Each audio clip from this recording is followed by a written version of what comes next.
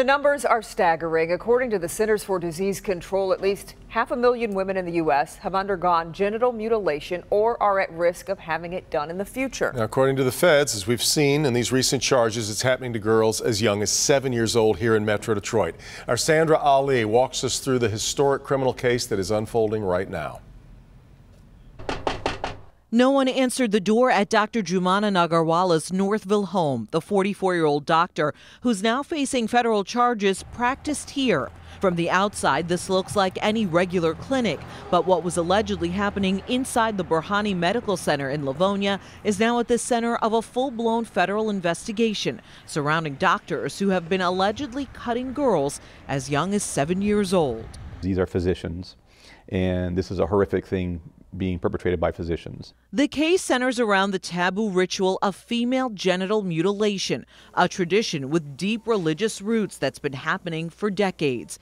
It's illegal and, for the most part, now outlawed around the world, except in countries like Somalia, Ethiopia, and the Sudan, where it's still happening today. 98% of the women in Sudan are circumcised, 96% are Somalian, 94% are Ethiopian. Moina Udine has been researching and writing about genital mutilation for the past 20 years. I'm outraged. In a first-of-its-kind federal prosecution, authorities charged 3 people who all worked at the Burhani Clinic for their alleged roles in the genital cuttings of 2 7-year-old girls. April 12th, authorities arrested Dr. Jumana Nagarwala, accused of cutting the girls. Then on April 21st, 2 more arrests. Dr. Fakhruddin Attar and his wife Farida. Dr. Attar accused of letting Nagarwala use his clinic to perform the procedures, while his wife Farida allegedly held the girls' hands to try to comfort them as it was happening. While neighbors here wouldn't talk on camera, several people who work near the clinic say they saw people coming and going at all hours of the night, well after the clinic was supposed to be closed. This is really adults harming children, I think, is the way we look at it. And so, yes, you have to be sensitive to cultures and different practices, and that's what our country's about. And this is really crosses a line, I think, is probably the best way to put it. According to court documents, Dr. Nagarwala, Attar, and his wife all belong to a small Indian community of Muslims, the Dawoodi Bohra. Members of the Dawoodi Bohra believe genital cutting is a social rite of passage, a secret ritual when a girl is transformed into a woman. Experts like Udine say it's done by village elders to curb a woman's sexuality. These are lies that these girls are raised with.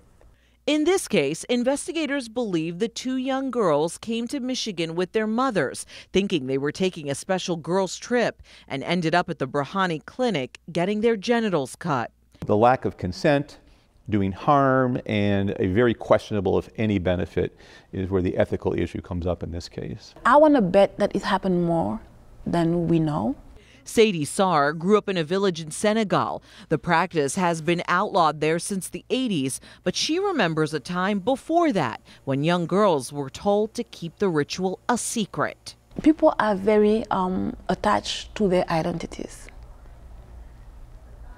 and their cultural practices, and that's very ingrained into human beings.